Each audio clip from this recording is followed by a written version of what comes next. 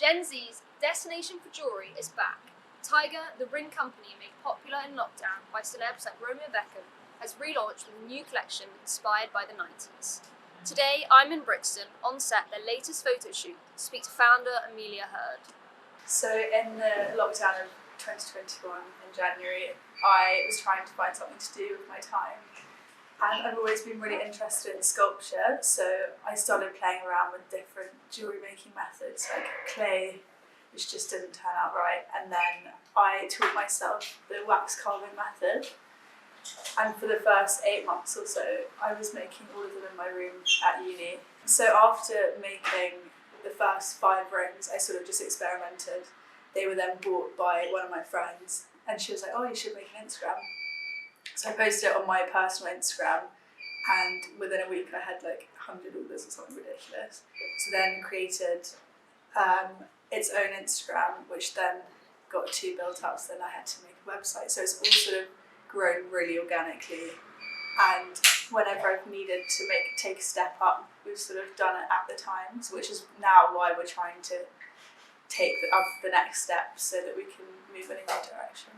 So it was sort of like grown organically as a Gen Z brand, just because young influencers are much more likely to take on brands and help grow them.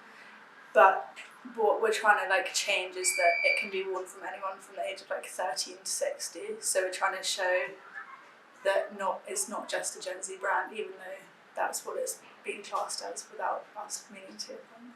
So what we really like about the brand is that people feel really included with it, and they start calling themselves Tigers when they're wearing the jewellery, and it's really associated with this feel of what Tyger is, of wearing a tiger, become a tiger.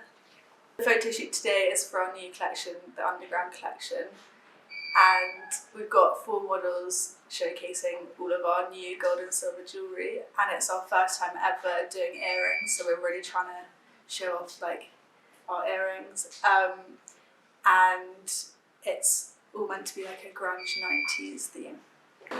So the goals with this collection is to make it much more professional, get it into big shops, and make sure we have lots of pop-ups, and just stop it from being a small business and trying to really grow it. Next up, I spoke to Celia Marment, a successful Depop seller known as @CeliaPops, about how she got involved as the CEO of Tyger and her new direction for the company. So my role within Tyger, basically I'm the CEO, so I'm just going to be managing, overseeing basically the runnings of the business, all our stock holding, and just basically delegating to anyone that needs to be delegated to, as well as that. I got us moved into our new studio, so basically I'll run from there as our office, and we've got a couple. I'll then hire the people that need to be hired to come and help, because so far it's basically been Amelia running it herself, which was just way too much, because the Tyger has such a huge amount of potential, and the way it can scale compared to especially Depop and vintage is very different jewellery is.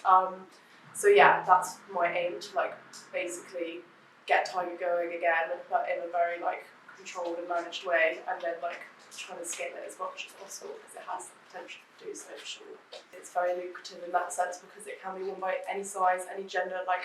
This collection we're putting out, we've got such a good range of people here, and it looks so good on all of them. I've shown the collection to my boyfriend, my mum, and my gran. All of them think it's cool, and they like different aspects of it.